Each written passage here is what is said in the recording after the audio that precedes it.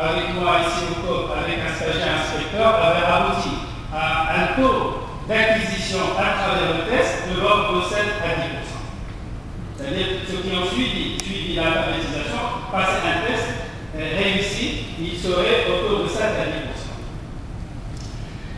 Rapidement, on a abordé au départ la question de la qualité, elle est fondamentale.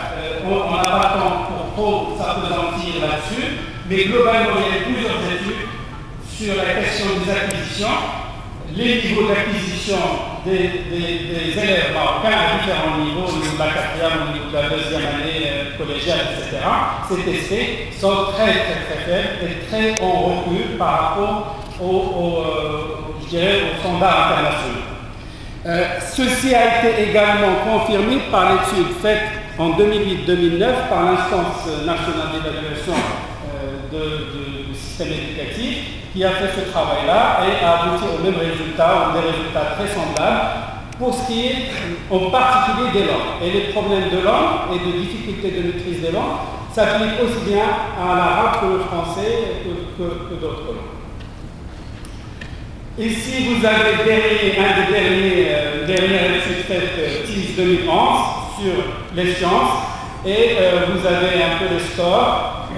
Malheureusement, notre pays, là encore, il est l'avant-dernier, ou là, parmi les derniers, en ce qui concerne le score moyen total pour les acquisitions en matière de sciences.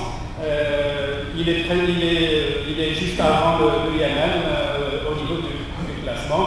Je voudrais, par rapport à ces questions-là d'acquisition qui sont fondamentales, il est souhaitable que nos chercheurs et que les gens qui s'intéressent d'aller vraiment étudier de manière beaucoup plus approfondie les résultats de ces tests parce qu'ils permettent d'avoir des informations sur des aspects très spécifiques de la connaissance, des habilités, etc.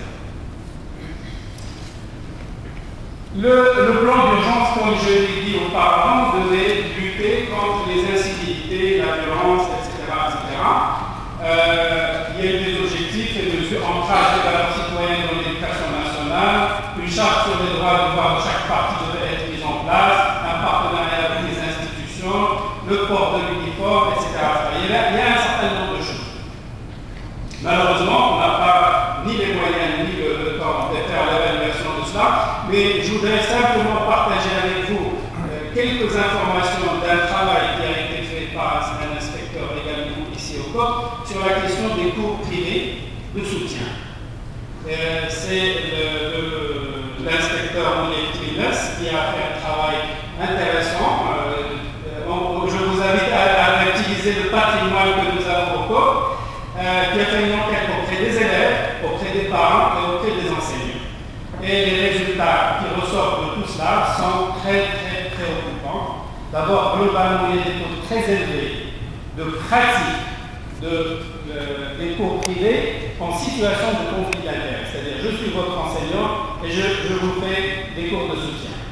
Mais en plus, dans l'étude, c'est très détaillé, il y a de la pression qui vient des enseignants, il y a de la pression qui vient de différents niveaux, etc.